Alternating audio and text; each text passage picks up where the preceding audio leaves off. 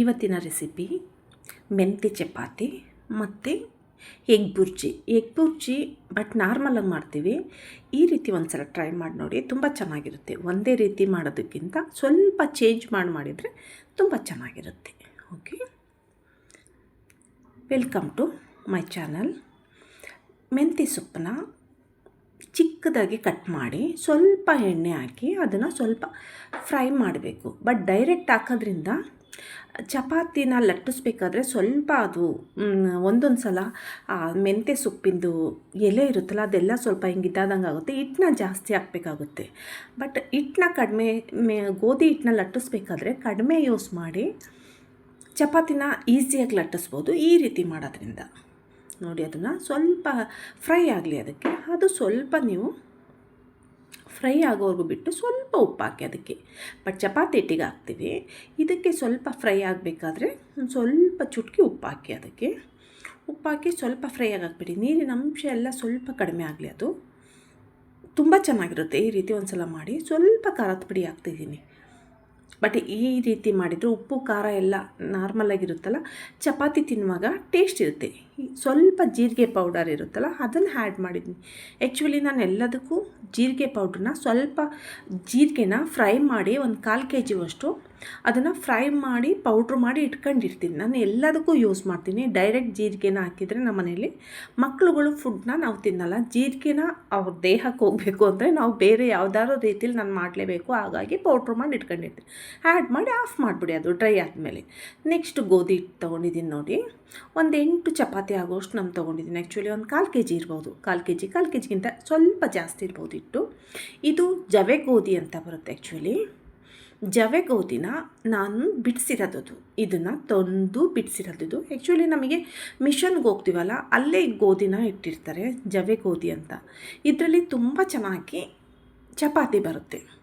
ಅದಕ್ಕಾಗಿ ಸ್ವಲ್ಪ ನೀಟಾಗಿ ಮೆಂತ್ಯ ಸೊಪ್ಪನ್ನೆಲ್ಲ ಹಾಕಿರ್ತೀವಲ್ಲ ಅದನ್ನು ನೀಟಾಗಿ ಮಿಕ್ಸ್ ಮಾಡಿ ಸ್ವಲ್ಪ ರುಚಿಗೆ ತಕ್ಕಷ್ಟು ಹಿಟ್ಟಿಗೆ ಎಷ್ಟು ಬೇಕಷ್ಟು ಉಪ್ಪನ್ನ ನೀವು ಆ್ಯಡ್ ಮಾಡಿ. ಈ ಪ್ರೋಸೆಸ್ ಸ್ವಲ್ಪ ನಿಧಾನಕ್ಕೆ ಮಿಕ್ಸ್ ಮಾಡಬೇಕು. ಎಲ್ಲ ಕಡೆ ಅದು ಮೆಂತ್ಯ ಸೊಪ್ಪು ಎಲ್ಲ ಕಡೆ ಮಿಕ್ಸ್ ಆಗಬೇಕು ಆ ಹಿಟ್ಟಿಗೆ. ನೀಟಾಗಿ ನಾನು ತೋರಿಸ್ತಾ ಇದ್ದೀನಿ ನೋಡಿ. ಮಿಕ್ಸ್ ಮಾಡೋದನ್ನು ತುಂಬ ನೀಟಾಗಿ ಮಿಕ್ಸ್ ಮಾಡಿ ಅದನ್ನು ನೋಡಿ ನಿಧಾನ ಆಗಲಿ ಪ್ರೋಸೆಸ್ಸು. ಮಿಕ್ಸ್ ಮಾಡ್ತಾ ಸ್ವಲ್ಪನೇ ನೀವು ಅದಕ್ಕೆ ನೀರು ಹಾಕ್ತಾ ಮಿಕ್ಸ್ ಮಾಡಬೇಕು. ಈ ಹಿಟ್ಟು ಹೇಗೆ ಅಂದರೆ ನೀವು ಸ್ವಲ್ಪ ಗಟ್ಟಿಯಾಗಿ ನೀವು ಕಲಿಸ್ಬೇಕು. ಬಟ್ ಇದು ನೆಂದ ಮೇಲೆ ಒಂದು 20 ನಿಮಿಷ ಬಿಡ್ತೀವಲ್ಲ ಆವಾಗ ಸ್ವಲ್ಪ ಸಾಫ್ಟ್ನೆಸ್ ಬರುತ್ತೆ ಈ ಹಿಟ್ಟು. ಚಪಾತಿನೂ ತುಂಬ ಟೇಸ್ಟ್ ಇರುತ್ತೆ ತಿನ್ನೋದಕ್ಕೆ. ಮತ್ತು ಲಟ್ಟಿಸ್ಬೇಕಾದ್ರೂ ಅದು ತುಂಬ ಚೆನ್ನಾಗಿ ಬರುತ್ತೆ. ಈ ಹಿಟ್ಟು ನನಗೆ ತುಂಬ ಇಷ್ಟ. ಇದನ್ನೇ ನಾನು 1 ಮಂತ್ ಒಂದು 5 kg ಅಂತೂ ಬೇಕು. ನಾವು ಮಿಷನ್ಗೆ ಹೋದಾಗ ಅಲ್ಲೇ ತೊಗೊಂಡು ಬಿಡಿಸ್ತೀವಿ. ಹಾಗಾಗಿ ಸ್ವಲ್ಪನೇ ನೀರು ಹಾಕಿ ನೀವು ಅದನ್ನು ಮಿಕ್ಸ್ ಮಾಡಬೇಕು. ನೋಡಿ, ನಿಧಾನನೇ ಮಿಕ್ಸ್ ಮಾಡಿ, ಏನು ಅರ್ಜೆಂಟ್ ಏನಿಲ್ಲ. ನಾನು ಆ್ಯಕ್ಚುಲಿ ಫುಲ್ ಪ್ರೋಸೆಸ್ ನಾನು ತೋರಿಸಿದ್ದೀನಿ. ನಾದಬೇಕು ಸ್ವಲ್ಪ. ನೀವು ಚಪಾತಿ ಹಿಟ್ಟನ್ನ ಎಷ್ಟು ನೀಟಾಗಿ ನಾದ್ತೀರೋ ಅಷ್ಟು ಸಾಫ್ಟಾಗಿ ಬರುತ್ತೆ ಮತ್ತು ಉಬ್ಬಿ ಬರುತ್ತೆ ಚಪಾತಿ. ನೀವು ಲಟ್ಟಿಸ್ಬೇಕಾದ್ರೆ ಲಟ್ಟಿಸಿ ಬೇಯಿಸ್ಬೇಕಾದ್ರೆ ಲಟ್ಸೋಕ್ಕೂ ನೀಟಾಗಿ ತುಂಬ ನೀಟಾಗಿ ಬರುತ್ತೆ. ಆ್ಯಕ್ಚುಲಿ ನೋಡಿ, ನಾನು ಒಂದು 5 ನಿಮಿಷನಾದರೂ ನಾನು ಅದನ್ನು ಹಿಟ್ಟನ್ನ ನಾದ್ತೀನಿ. ನಾನು ನೀಟಾಗಿ ಅದು ನನಗೆ ಕರೆಕ್ಟಾಗಿ ಬರಬೇಕು. ಬಟ್ ನಿಮಗೆ ಕಲಿಸ್ತಾ ಗೊತ್ತಾಗುತ್ತೆ ನಿಮಗದು ಆ್ಯಕ್ಚುಲಿ ನೋಡಿ. ಬಟ್ ಬಿಗಿನರ್ಸಿಗೆ ಅಷ್ಟೇ ಸ್ವಲ್ಪ ಗೊತ್ತಾಗಲ್ಲ ಅಂತ ಹೇಳ್ಬೋದು ಅಷ್ಟೇ. ಇನ್ನೆಲ್ಲರಿಗೂ ಗೊತ್ತಾಗಿ ಆಗುತ್ತೆ.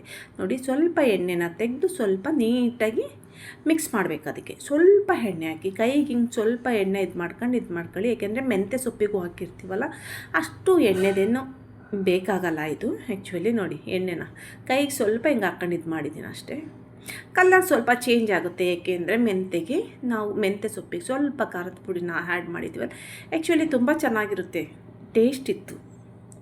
ತೆಂಗಿನಕಾಯಿ ಚಟ್ನಿ ಜೊತೆನಾದರೂ ತಿನ್ಬೋದು, ಎಗ್ ಬುರ್ಜಿ ಜೊತೆನಾದರೂ ತಿನ್ಬೋದು, ಬೇರೆ ಪಲ್ಯ ನಿಮಗೆ ಯಾವುದಿದೆ ಆ ಪಲ್ಯ ಜೊತೆ ನೀವು ತಿನ್ಬೋದು.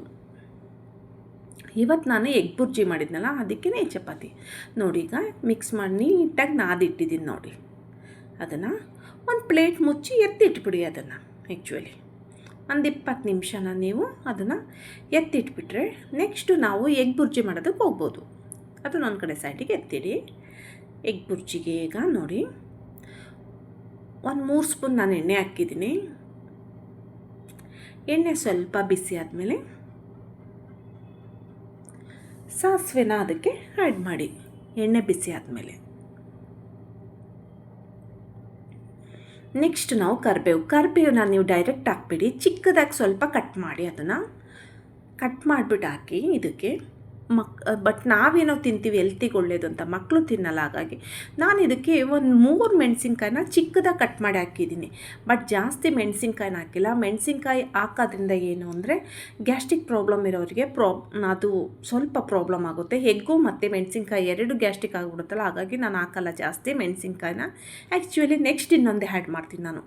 ಈರುಳ್ಳಿನ ನೋಡಿ 3 ಮೀಡಿಯಮ್ ಸೈಜ್ನ ಈರುಳ್ಳಿ ತೊಗೊಂಡಿದ್ದೆ.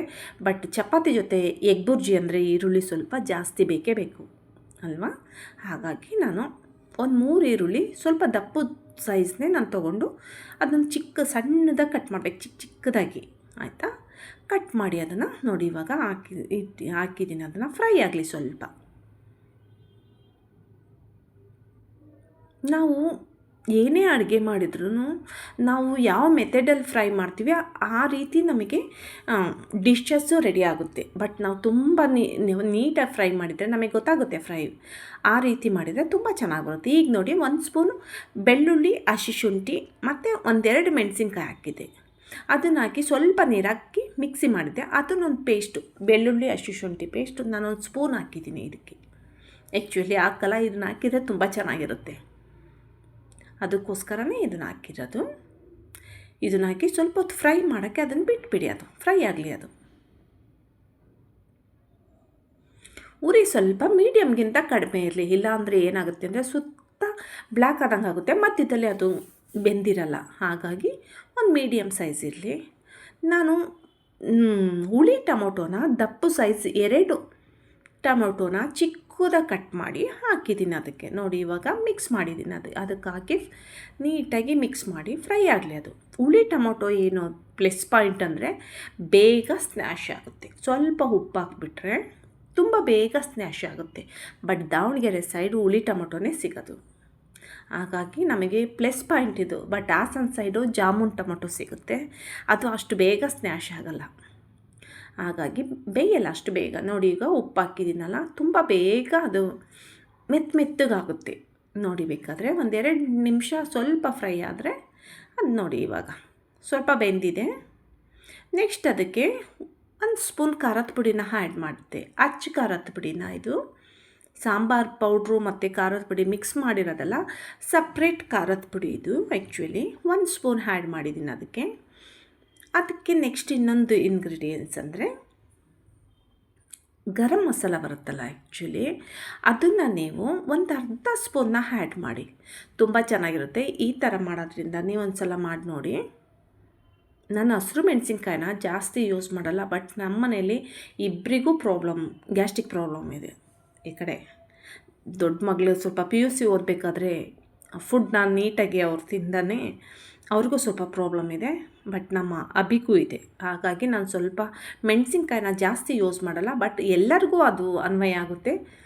ಮೆಣಸಿನ್ಕಾಯಿನ ಜಾಸ್ತಿ ಯೂಸ್ ಮಾಡಬೇಡಿ. ಆ ಮೆಣಸಿನ್ಕಾಯಿಂದು ಬೀಜ ಇರುತ್ತೆ ಅಲ್ಲ, ಅದು ಸ್ವಲ್ಪ ಒಳ್ಳೆಯದಲ್ಲ. ಹಾಗಾಗಿ ಆ ಬೀಜನ ತೆಗೆದು ಬರೀ ಮೆಣಸಿನ್ಕಾಯಿ ಅಷ್ಟೇ ಕಟ್ ಮಾಡಿ ಹಾಕಿ. ಆ್ಯಕ್ಚುಲಿ ನಾನು ಮಾಡೋದೇ ಹಾಗೆ.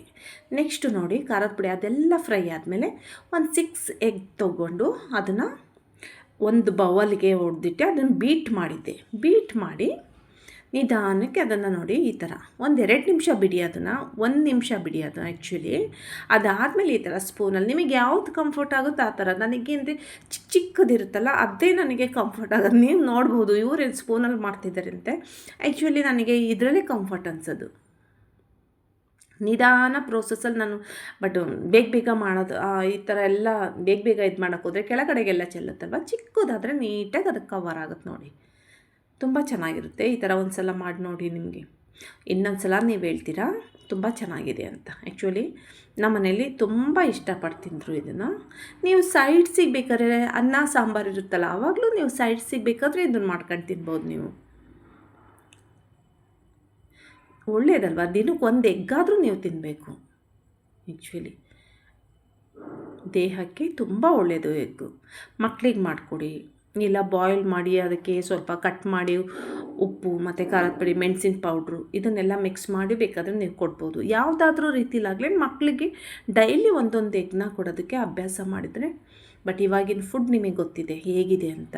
ಹಾಗಾಗಿ ಮಕ್ಕಳಿಗೆ ನಾವೇ ಸ್ವಲ್ಪ ಆ ಮಕ್ಕಳುಗಳಿಗೆ ನೋಡಬೇಕು. ತುಪ್ಪ, ಎಗ್ಗು ಈ ಥರದ್ದೆಲ್ಲ ನಾವು ಕೊಟ್ಟರೆ ಅವಕ್ಕೂ ಒಳ್ಳೇದಲ್ವ. ಹಾಗಾಗಿ ನೋಡಿ, ಇವಾಗ ಅದು ಫುಲ್ ಡ್ರೈ ಆಗಬೇಕು. ನೀರಿನ ಅಂಶ ಎಲ್ಲ ಹೋಗಲಿ, ಅದು ಸುತ್ತ ಎಣ್ಣೆ ಬಿಡುತ್ತೆ.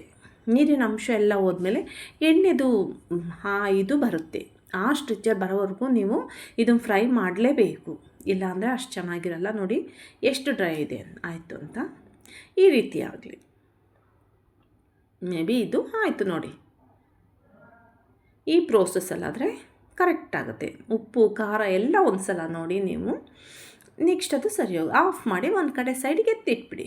ನೆಕ್ಸ್ಟ್ ನಾವು ಬರೋದು ಮೆಂತ್ಯ ಚಪಾತಿಗೆ ಉಂಡೆ ಮಾಡಿ ಇಟ್ಬಿಟ್ಟಿದ್ದೀನಿ. ಅದನ್ನು ಒಂದು ಇದನ್ನು ತೊಗೊಂಡು ಅದಕ್ಕೆ ಸ್ವಲ್ಪ ನೀವು ಹಿಟ್ಟು ಹಾಕೊಂಡ್ಬೇಕಾದ್ರೆ ನೀವು ಲಟ್ಸಿ ನೋಡಿ. ಈ ಸ್ಟೀಲಿಂದ ಇದೆಯಲ್ಲ, ಅದು ತುಂಬ ಯೂಸ್ ಆಯ್ತು ನನಗೆ ನಿಜವಾಗ್ಲೂ. ಚಪಾತಿ ಲಟ್ಸೋದಕ್ಕಾಗಲಿ ಏನಕ್ಕೆ ಆಗಲಿ ತುಂಬ ಯೂಸ್ ಆಗುತ್ತೆ. ಅದಕ್ಕೆ ಸ್ವಲ್ಪ ಎಣ್ಣೆನ ಹಾಕಿ ನೋಡಿ. ನಾನು ಆ್ಯಕ್ಚುಲಿ ಅಡುಗೆನ ನಾನು ಕುಕ್ಕಿಂಗ್ ಮಾಡಬೇಕಾದ್ರೆ ಸ್ಪೂನ್ ಆಗಲಿ ಬೇರೆ ಏನೂ ನಾನು ಯೂಸ್ ಮಾಡಲ್ಲ. ಆ್ಯಕ್ಚುಲಿ ನನ್ನ ಕೈಯಿಂದಲೇ ಅದನ್ನೆಲ್ಲ ಇದು ಮಾಡೋದು. ಚಪಾತಿನ ತೆಗ್ದು ಹಾಕೋದಾಗಲಿ ಸ್ಟವ್ ಮೇಲೆ ಅದನ್ನು ಬೇಯಬೇಕಾದ್ರೆ ಆ್ಯಕ್ಚುಲಿ ನಾನು ಸ್ಪೂನ್ ಏನೂ ಯೂಸ್ ಮಾಡಲ್ಲ. ಅದೇನೋ ನನಗೆ ಅಭ್ಯಾಸ ಆಗಿದೆ ಅನಿಸುತ್ತೆ. ನೋಡಿ, ಫೋಲ್ಡ್ ಮಾಡಿ ನೀಟಾಗಿ ಲಟ್ಸಿ, ತೆಳುವಾಗಿ ಲಟ್ಸಿ. ಎಷ್ಟು ತೆಳ್ಳಗಾಗುತ್ತೋ ಅಷ್ಟು ತೆಳ್ಳಗೆ ಲಟ್ಸಿ. ಏಕೆಂದರೆ ದಪ್ಪ ಆದರೆ ಬಟ್ ನನಗೆ ಅನಿಸೋದು ಅಷ್ಟು ಚೆನ್ನಾಗಿರಲ್ಲ. ಉಬ್ಬಿ ಬರ್ಬೋದು, ಬಟ್ ತೆಳುವಾಗಿ ಲಟ್ಸಿದ್ರು ಅದು ಉಬ್ಬುತ್ತೆ. ಆ್ಯಕ್ಚುಲಿ ನೋಡಿ, ಇವಾಗ ಬೇಕಾದ್ರೆ ಇದು ಲೇಯರ್ ಇರುತ್ತಲ್ಲ ಒಳಗಡೆ, ಅದು ಉಬ್ಬುತ್ತೆ. ಎಷ್ಟು ಸಾಧ್ಯನೋ ಅಷ್ಟು ತೆಳುವಾಗಿ ಲಟ್ಸಿ. ಒಂದು ಕಡೆ ದಪ್ಪ, ಒಂದು ಕಡೆ ತೆಳ್ಳುಗೆ, ಆ ರೀತಿ ಏನು ಮಾಡಬೇಡಿ. ನೋಡಿ, ನಾನು ಹಿಟ್ಟು ಹಾಕ್ಕೊಂಡಿಲ್ಲ. ಹಿಟ್ಟು ಹಾಕಿಲ್ಲ ಅಂದರೂ ಎಷ್ಟು ನೀಟಾಗಿ ಬರ್ತಾಯಿದೆ ನೋಡಿ ಚಪಾತಿ. ಆ ರೀತಿ ನೀಟಾಗಿ ಲಟ್ಟಿಸ್ಬೇಕು, ತೆಳ್ಳುವಾಗಿ ಎಲ್ಲ ಕಡೆ ಇವನ್ನಾಗೆ ಆ ಥರ ತೆಳ್ಳಗೆ ಮಾಡಿ. ಎಷ್ಟು ಸಾಧ್ಯನೋ ಅಷ್ಟು ಲಟ್ಸೋದಕ್ಕೆ ಸ್ಟಾರ್ಟ್ ಮಾಡಿ. ಶೇಪು ಓಕೆ, ಒಂದು ಸ್ವಲ್ಪ ಹಾಗೆ ಹೀಗೆ ಆಗುತ್ತೆ, ಏಕೆಂದರೆ ನಾವು ಅದನ್ನು ಎಣ್ಣೆ ಹಾಕಿ ಫೋಲ್ಡ್ ಮಾಡಿರ್ತೀವಲ್ಲ, ಹಾಗಾಗಿ. ಇಲ್ಲ ಅಂದರೆ ಅದು ರೌಂಡ್ ಬಂದೇ ಬರುತ್ತೆ ನೋಡಿ. ತವಾ ಬಿಸಿ ಆಗಕ್ಕೆ ಇಟ್ಟಿರ್ತೀವಿ ನಾವು ಲಟ್ಟಿಸ್ಬೇಕಾದ್ರೆ ಅಲ್ವಾ. ಈಗ ನೋಡಿ, ಅದು ಬಿಸಿ ಆಗಿದೆ. ಈಗ ಹಾಕಿದ್ದೀನಿ ಚಪಾತಿನ. ಅದು ಸ್ವಲ್ಪ ಹೊತ್ತು 1 ನಿಮಿಷ ಅದನ್ನು ಬೇಯೋದಕ್ಕೆ ಬಿಡಿ. ಬಟ್ ತುಂಬ ಉರಿ ಜಾಸ್ತಿ ಮಾಡಬೇಡಿ. ಅದಕ್ಕೆ ಸ್ವಲ್ಪ ಮೀಡಿಯಮ್ ಇರಲಿ. ಅದು ಸ್ವಲ್ಪ ಬೇಯಬೇಕಾದ್ರೆ ನೆಕ್ಸ್ಟ್ ನಾವು ಒಂದು ಸೈಡ್ ಬೆಂದಮೇಲೆ ನೋಡಿ, ಕೈಯಲ್ಲೇ ನಾನು ಮಚ್ಚ ಕೈಯೆಲ್ಲ ಏನು ಯೂಸ್ ಮಾಡಲ್ಲ. ಕೈಯಲ್ಲೇ ತೆಗೆದಾಕ್ಬಿಡ್ತೀನಿ. ಅದು ಅಭ್ಯಾಸ ಆಗಿದೆ ನನಗೆ ಫಸ್ಟಿಂದನೂ. ನೋಡಿ, ಸ್ಪೂನಲ್ಲಿ ಸ್ವಲ್ಪ ಎಣ್ಣೆ ಹಾಕಿ ನೆಕ್ಸ್ಟ್ ನೋಡಿ ಉಪ್ತಾ ಬರುತ್ತೆ ಅದು. ಬಟ್ ಲೇಯರ್ ಇರೋದ್ರಿಂದ ಉಪ್ಪುತ್ತೆ. ನೀಟಾಗಿ ಬೇಯಿಸಿ, ಸ್ವಲ್ಪ ಚಪಾತಿನ ಸುತ್ತ ಬೇಯಿಸಿ. ಇವನ್ನಾಗಿ ಎಲ್ಲ ಕಡೆ ಬೆಂದಿರಲಿ. ಒಂದು ಕಡೆ ಬೇಯುತ್ತೆ, ಇನ್ನೊಂದು ಕಡೆ ಬೇಯಲ್ಲ ಅಂದರೆ ಅದು ಚೆನ್ನಾಗಿರಲ್ಲ. ಎಲ್ಲ ಕಡೆನೂ ಬೆಂದಿರಲಿ ಚಪಾತಿ. ನೋಡಿ, ಬೇಯ್ತಾ ಇದೆ. ಆ್ಯಕ್ಚುಲಿ ಆ ಥರ ಸೈಡಿಗೆಲ್ಲ ನೀವು ಹಾಕೊಂಡು ಬೇಯಿಸೋದ್ರಿಂದ ತುಂಬ ಚೆನ್ನಾಗಿ ಬೇಯುತ್ತೆ, ಎಲ್ಲ ಕಡೆ ಬೆಂದಿರುತ್ತೆ. ನೆಕ್ಸ್ಟ್ ನೋಡಿ, ಇನ್ನೊಂದು ಚಪಾತಿನ ಅದು ಬೆಂದಿಸಿ ಆದಮೇಲೆ ಇನ್ನೊಂದು ಚಪಾತಿ. ಇದೇ ರೀತಿ ಒಂದೊಂದೊಂದೊಂದು ನೀವು ಚಪಾತಿ ಮಾಡ್ಕೊಳ್ತಾ ಹೋಗಿ. ನೋಡಿ, ಅದು ಲಟ್ಟಿಸ್ಬೇಕಾದ್ರಾಗಲಿ ಮೆಂತ್ಯ ಸೊಪ್ಪು ನನಗೆ ಒಂದು ಸ್ವಲ್ಪನೂ ಅದು ಡಿಸ್ಟರ್ಬ್ ಮಾಡಲಿಲ್ಲ. ಯಾಕೆಂದರೆ ಅದು ಸ್ವಲ್ಪ ಫ್ರೈ ಆಗಿರುತ್ತಲ್ಲ, ಲಟ್ಟಿಸ್ಬೇಕಾದ್ರೆ ಯಾವುದೇ ಪ್ರಾಬ್ಲಮ್ ಆಗೋಲ್ಲ, ನೀಟಾಗಿ ಬರುತ್ತೆ ಚಪಾತಿ. ನೋಡಿ, ಎಷ್ಟು ಸಾಧ್ಯನೋ ಅಷ್ಟು ತೆಳುವಾಗಿ ಲಟ್ಟಿಸಿ. ನಿಮ್ಮ ಕೈಲಿ ತಿನ್ನೋರ್ಗೂ ಸ್ವಲ್ಪ ಖುಷಿ ಅನಿಸುತ್ತೆ. ನಾವು ಪ್ರೀತಿಯಿಂದ ಏನು ಅಡುಗೆ ಮಾಡಿರ್ತೀವೋ ಅದು ತುಂಬ ರುಚಿಯಾಗಿ ಬರುತ್ತೆ. ಇಷ್ಟಪಟ್ಟು ಅಡುಗೆ ಮಾಡಿದರೆ ತಿನ್ನೋರು ತುಂಬ ಇಷ್ಟಪಟ್ಟೆ ತಿಂತಾರೆ. ಹಾಗಾಗಿ ನಾವು ಇಷ್ಟಪಟ್ಟು, ನಮ್ಮದೇನಂದರೆ ಕುಕ್ಕಿಂಗಲ್ಲಿ ಸ್ವಲ್ಪ ಇಷ್ಟಪಟ್ಟು ಮಾಡ್ಬೇಕು. ನೋಡಿ, ಎಷ್ಟು ನೀಟಾಗಿ ಉಬ್ಬಿ ಬರುತ್ತೆ ಅಂತ ಚಪಾತಿ. ತುಂಬ ಚೆನ್ನಾಗಾಗುತ್ತೆ, ತುಂಬ ಟೇಸ್ಟು ಇತ್ತು. ಆ್ಯಕ್ಚುಲಿ ನಮ್ಮ ಮನೇಲಿ ತುಂಬ ಇಷ್ಟಪಟ್ಟು ಮಾಡ್ತೀನಿ ನಾನು ಯಾವಾಗಲೂ. ಈಗ ರೀಸೆಂಟಲ್ಲಿ ಇಷ್ಟು ದಿವಸದಲ್ಲಿ ನಾನು ಮಾಡಿರಲಿಲ್ಲ, ಆ್ಯಕ್ಚುಲಿ ಸ್ವಲ್ಪ ಬಿಸಿ ಆದೆ ಅಂತ ನೋಡಿ ಎಲ್ಲದನ್ನು ಬೇಯಿಸಿ ಈ ಥರ ಒಂದ್ರ ಮೇಲೆ ಒಂದು ಇಟ್ಟು ನೋಡಿ. ಹೀಗೆ 8 ಚಪಾತಿ ಏನೋ ನಾನು ಮಾಡಿದ್ದೆ, ಅದ್ರ ಜೊತೆ ಎಗ್ ಬುರ್ಜಿ ತುಂಬ ಚೆನ್ನಾಗಿರುತ್ತೆ. ಒಂದು ಸಲ ನೀವು ಈ ರೀತಿ ಮಾಡಿ ನೋಡಿ, ನನಗೆ ಹೇಗಿತ್ತು ಅಂತ ಕಮೆಂಟ್ ಬಾಕ್ಸಲ್ಲಿ ನೀವು ತಿಳಿಸೋದನ್ನು ಮರಿಬೇಡಿ, ಆಯಿತಾ? ನೋಡಿ ತುಂಬ ಚೆನ್ನಾಗಿತ್ತು. ನಮ್ಮ ಮನೆಯಲ್ಲಿ ಎಲ್ಲರಿಗೂ ಈ ರೆಸಿಪಿ ತುಂಬ ಇಷ್ಟ ಆಯಿತು. ಬಟ್ ಮಕ್ಕಳಿಗೆ ಈ ರೀತಿ ಮಾಡಿಕೊಟ್ರೆ, ನಾವು ಮೆಂತ್ಯ ಸೊಪ್ಪನ್ನ ಡೈರೆಕ್ಟು ಬೇರೆ ಯಾವುದ್ರಲ್ಲಾದರೂ ಹಾಕ್ಕೊಟ್ರೆ ಅವ್ರು ತಿನ್ನಲ್ಲ, ಅದನ್ನು ತೆಗ್ದಿಸಿದ್ದಾರೆ. ಈಗ ಮಾಡಿ ನೋಡಿ, ನೀವು ತುಂಬ ಚೆನ್ನಾಗಿರುತ್ತೆ, ಮಕ್ಕಳು ದೇಹಕ್ಕೂ ಹೋಗುತ್ತೆ. ನೆಕ್ಸ್ಟು ನಾನು ಬಜ್ಜಿ ಮಾಡ್ತಾಯಿದ್ದೆ ಆ್ಯಕ್ಚುಲಿ ಸಂಡೇ, ಅದಕ್ಕೆ ಇದೊಂದು ಸ್ವಲ್ಪ ಆ್ಯಡ್ ಮಾಡಿದ್ದೀನಿ ಅಷ್ಟೇ. ಕರಿಬೇವು, ಕೊತ್ತಂಬರಿ, ಈರುಳ್ಳಿ ಚಿಕ್ಕದಾಗಿ ಹೆಚ್ಚಿದ್ದೀನಿ. ನೆಕ್ಸ್ಟ್ ಅದಕ್ಕೆ ಹಸಿರು ಮೆಣಸಿನ್ಕಾಯಿ ಇರುತ್ತಲ್ಲ, ಅದನ್ನೊಂದೆರಡು ನಾನು ಹೆಚ್ಚಿ ಹಾಕಿದ್ದೀನಿ. ಬೀಜನ ತೆಗೆದು ಸೀಡ್ಸ್ ತೆಗೆದು ನಾನು ಅದನ್ನು ಹೆಚ್ಚಿದ್ದೀನಿ. ನೆಕ್ಸ್ಟು ನಾನು ಅದಕ್ಕೆ ನೋಡಿ ಉಪ್ಪು, ಸ್ವಲ್ಪ ಚುಟುಕಿ ಸೋಡಾ ಆ್ಯಡ್ ಮಾಡಿ. ಬಟ್ ಬಜ್ಜಿಗೆ ನೀವು ಸೋಡಾ ಆ್ಯಡ್ ಮಾಡಲಿಲ್ಲ ಅಂದರೆ ಏನು ಮಾಡಿದರೂ ಚೆನ್ನಾಗಿ ಬರೋಲ್ಲ, ತುಂಬ ರಫಾಗಿ ಬರುತ್ತೆ. ಹಾಗಾಗಿ ನಾನು ಅದನ್ನು ಟ್ರೈ ಮಾಡಿದ್ದೀನಿ, ಸೋಡಾನ ಜಾಸ್ತಿ ಯೂಸ್ ಮಾಡಬಾರ್ದು ಅಂತ. ಬಟ್ ಅದು ಯೂಸ್ ಮಾಡ್ದಲೇ ಅದು ಬರೋದೇ ಇಲ್ಲ ಆ್ಯಕ್ಚುಲಿ ಚೆನ್ನಾಗಿ. ಹಾಗಾಗಿ ಚುಟುಕಿ ಹಾಕಿ, ಜಾಸ್ತಿ ಹಾಕ್ಬಿಡಿ, ಸ್ವಲ್ಪ ಹಾಕಿ ಅಚ್ಕಾರದ ಪುಡಿನ ನಾನು ಆ್ಯಡ್ ಮಾಡ್ತೀನಿ. ಯಾಕೆ ಅಂದರೆ ಹಸಿರು ಮೆಣಸಿನ್ಕಾಯಿ ನಾನು ಜಾಸ್ತಿ ಯೂಸ್ ಮಾಡಲ್ಲ. ಸ್ವಲ್ಪ ಬೆಳ್ಳುಳ್ಳಿ, ಹಸಿಶುಂಠಿ ಪೇಸ್ಟು. ಬೆಳ್ಳುಳ್ಳಿಯಿಂದ ಶುಂಠಿಯಿಂದ ನಮಗೆ ಎಷ್ಟು ಬೆನಿಫಿಟ್ಸ್ ಇದೆ ಅಂತ ನಿಮಗೆ ಗೊತ್ತು. ಹಾಗಾಗಿ ನಾವು ಎಲ್ಲರೂ ಅದು ನಮ್ಮ ದೇಹಕ್ಕೆ ಅದು ಬೇಕಾಗುತ್ತೆ, ಅತಿಯಾಗಬಾರ್ದು ಯಾವುದು. ಬಟ್ ನಾವು ಡೈಲಿ ನಾವು ಏನೇ ಮಾಡಬೇಕಾದ್ರೂ ಒಂದೊಂದು ಸ್ಪೂನ್ ಹಸಿಶುಂಠಿ ಬೆಳ್ಳುಳ್ಳಿ ಪೇಸ್ಟ್ನ ಸ್ವಲ್ಪ ನಾವು ಆ್ಯಡ್ ಮಾಡೋದ್ರಿಂದ ತುಂಬ ಒಳ್ಳೆಯದು. ಅದೆಲ್ಲ ಮಿಕ್ಸ್ ಮಾಡಿ ನೆಕ್ಸ್ಟ್ ನೋಡಿ, ಈ ಇಂಗ್ರೀಡಿಯೆಂಟ್ಸ್ನ ನೀವು ಮಿಸ್ ಮಾಡ್ತಲೇ ಹಾಕಿ. ಆ್ಯಕ್ಚುಲಿ ಹಾಕ್ತಿರೋ ಇಲ್ಲೋ ಗೊತ್ತಿಲ್ಲ, ಎಗ್ನ ಒಂದು ಹೊಡೆದು ಬಜ್ಜಿಗೆ ಮಿಕ್ಸ್ ಮಾಡಿ, ತುಂಬ ಚೆನ್ನಾಗಿರುತ್ತೆ. ಸಾಫ್ಟಾಗಿ ಟೇಸ್ಟ್ ನೋಡಿ ತುಂಬ ಚೆನ್ನಾಗಿರುತ್ತೆ. ಒಂದು ಸಲ ಟ್ರೈ ಮಾಡಿ ನೋಡಿ. ಅದಕ್ಕೇ ನಾನು ಆ್ಯಡ್ ಮಾಡಿದ್ದು. ಬಟ್ ಯಾರು ಮಾಡಿರ್ತಾರೋ ಗೊತ್ತಿಲ್ಲ, ನಾನು ನೋಡಿಲ್ಲ. ಒಂದು ಎಗ್ನ ಹೊಡೆದ್ಬಿಟ್ಟು ಅದನ್ನು ಮಿಕ್ಸ್ ಮಾಡೋದ್ರಿಂದ ಸಾಫ್ಟಾಗಿ ಟೇಸ್ಟ್ ವೈಸು ತುಂಬ ಚೆನ್ನಾಗಿರುತ್ತೆ.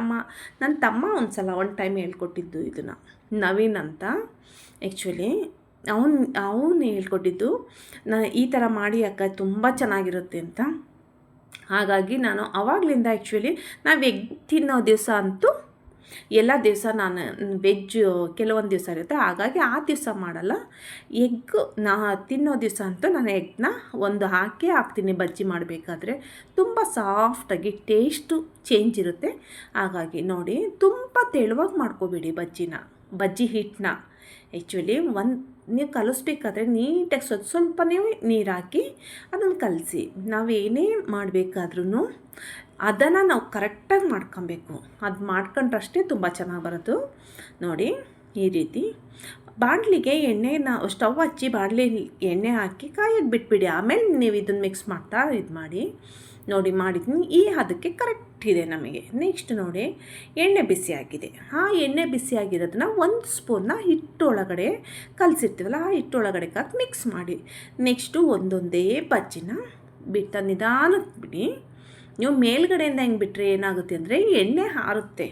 ಬಟ್ ಕೆಳಗಡೆಯಿಂದನೇ ಸ್ವಲ್ಪ ಡಿಸ್ಟೆನ್ಸಿಂದ ನೀವು ಈ ಥರ ಮಾಡೋದ್ರಿಂದ ತುಂಬ ಚೆನ್ನಾಗಾಗುತ್ತೆ ನೋಡಿ. ನಿಮಗೇನು ಸಿಡಿಯಲ್ಲ, ಆ ಥರದ್ದೇನೂ ಭಯನೂ ಇಲ್ಲ. ಉರಿನ ಸ್ವಲ್ಪ ಏಕೆಂದರೆ ಪೂರ್ತಿ ಕಡಿಮೆ ಆದರೆ ಏನಾಗುತ್ತೆ ಅಂದರೆ ಎಣ್ಣೆ ಜಾಸ್ತಿ ಇರ್ಕೊಳ್ಳೋ ಅಂಥ ಚಾನ್ಸಸ್ ಇರುತ್ತೆ ಬಜ್ಜಿಗೆ. ಬಟ್ ಉರಿನ ಸ್ವಲ್ಪ ಮೀಡಿಯಮ್ಗಿಂತ ಸ್ವಲ್ಪ ಕಡಿಮೆ ಇರಲಿ ಅಷ್ಟೇ. ಬಟ್ ಜಾಸ್ತಿ ಉರಿ ಕೊಟ್ಟರೆ ಏನಾಗುತ್ತೆ ಅಂದರೆ ಔಟ್ಸೈಡ್ ಎಲ್ಲ ಬೆಂದಿರುತ್ತೆ, ಇನ್ಸೈಡ್ ಇದೆಯಲ್ಲ ಅದು ಹಿಟ್ಟಿಟ್ಟು ಥರ ಆಗುತ್ತೆ. ಬಟ್ ಬಜ್ಜಿ ಬೇಯಿಸ್ಬೇಕಾದ್ರೂ ಒಂದು ಮೆಥಡ್ ಇದೆ, ಆ ಮೆಥಡಲ್ಲೇ ನಾವು ಬೇಯಿಸಬೇಕು. ಇಲ್ಲ ಅಂದರೆ ಔಟರ್ ಸೈಡೆಲ್ಲ ಬೆಂದಿರುತ್ತೆ, ಇನ್ನೊಂದು ಸೈಡೆಲ್ಲ ಹೇಗಿರುತ್ತೆ ಅಂದರೆ ಹಿಟ್ಟಿಟ್ಟು ಥರ ಇರುತ್ತೆ, ಅದು ಪ್ರಾಬ್ಲಮ್ ಆಗುತ್ತೆ. ಹಾಗಾಗಿ ಉರಿನ ಸ್ವಲ್ಪ ಕಡಿಮೆ ಮಾಡ್ಕೊಂಡು, ಪೂರ್ತಿ ಕಡಿಮೆ ಮಾಡಿಬಿಡಿ, ಮೀಡಿಯಮ್ ಇರುತ್ತಲ್ಲ ಅದರಲ್ಲಿ ಸ್ವಲ್ಪ ಕಡಿಮೆ ಮಾಡಿ. ಹಾಗೆ ಮಾಡೋದ್ರಿಂದ ಈವನ್ನ ಬೇಯುತ್ತೆ, ಒಳಗಡೆ ಹಿಟ್ಟು ಸಾಫ್ಟ್ ಇರುತ್ತೆ, ಔಟರ್ ಲೇಯರು ಅದೇ ಥರ ಬೆಂದಿರುತ್ತೆ. ಬಟ್ ಫಸ್ಟ್ ಸ್ಟಾರ್ಟಿಂಗ್ ಅವ್ರಿಗೆ ಹೇಳ್ತಾ ಇರೋದು ಬಿಗಿನರ್ಸರಿಗೆ. ತುಂಬ ಮಾಡಿರೋರಿಗೆಲ್ಲ ಗೊತ್ತಿರುತ್ತೆ, ಬಟ್ ಗೊತ್ತಿಲ್ಲ ಅಂದರೆ ತಿಳ್ಕೊಳ್ಳಿ ಅಂತ ಅಷ್ಟೇ. ನೋಡಿ 2 ಸೈಡು ನಾನು ಬೇಯಿಸಿದ್ಮೇಲೆ ಈ ಥರ ಒಂದೊಂದೇ ತೆಗೆದು ಹಾಕ್ತಾ ಇದ್ದೀನಿ ನೋಡಿ. ಇದು ಈ ರೀತಿ ಮೆಥಡ್ ತುಂಬ ಚೆನ್ನಾಗಿದೆ, ಕರೆಕ್ಟಾಗಿ ಬೆಂದಿದೆ. ಬಟ್ ನಮ್ಮ ಮನೇಲಿ ನನಗಿಂತ ನಮ್ಮಮ್ಮ ತುಂಬ ಚೆನ್ನಾಗಿ ಬಜ್ಜಿ ಮಾಡ್ತಾರೆ, ನಾನು ಚೆನ್ನಾಗಿ ಮಾಡ್ತೀನಿ, ನನಗಿಂತ ನಮ್ಮಮ್ಮ ತುಂಬ ಚೆನ್ನಾಗಿ ಮಾಡ್ತಾರೆ.